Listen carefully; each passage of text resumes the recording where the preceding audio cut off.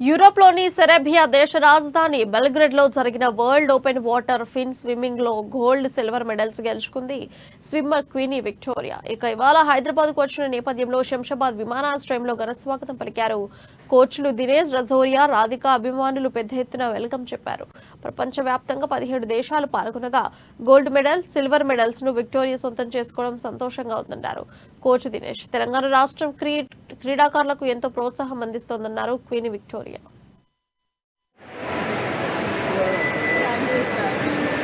ఈ రోజు ఇక్కడ నేను మీ ముందు ఉండి గర్వంగా ఈ మాట చెప్పడానికి నేను చాలా సంతోషపడుతున్నాను. 43 ఇయర్స్ ఏజ్ లో నేను వరల్డ్ ఓపెన్ వాటర్ ఫిన్ స్విమ్మింగ్ ఛాంపియన్షిప్ లో బెల్గ్రేడ్ లోని సెర్బియాలో జరిగినటువంటి ఈవెంట్ లో ఇండియాని రిప్రజెంట్ చేయడానికి వెళ్ళినటువంటి మొట్టమొదటి ఫిన్ స్విమ్మర్ గా నేను వెళ్ళడమే కాకుండా అక్కడ నుండి ఇండియా కోసం ఒక గోల్డ్ 3 కిలోమీటర్ల మోనోఫిన్ లో ఒక గోల్డ్, 1 కిలోమీటర్ మోనోఫిన్ లో సిల్వర్ మెడల్ ని మరి ఇండియా కోసం సాధించుకొని రావడం చాలా గర్వంగా ఉంది.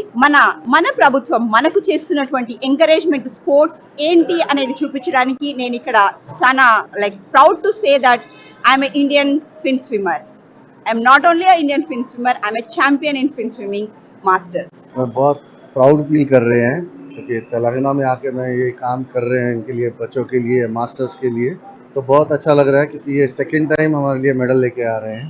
पहले गए थे तो उसमें वर्ल्ड चैंपियनशिप में, अभी ओपन वाटर में, अंडर वाटर स्विमिंग में, अंडर वाटर फेन स्विमिंग में करके लेके आए मेडल. तो आई फील वेरी हैप्पी. और बाकी दूसरे स्टूडेंट्स भी हैं जो अभी दिल्ली में फेडरेशन कप हुआ, वहाँ पर तेलंगाना ने 17 गोल्ड, 7 सिल्वर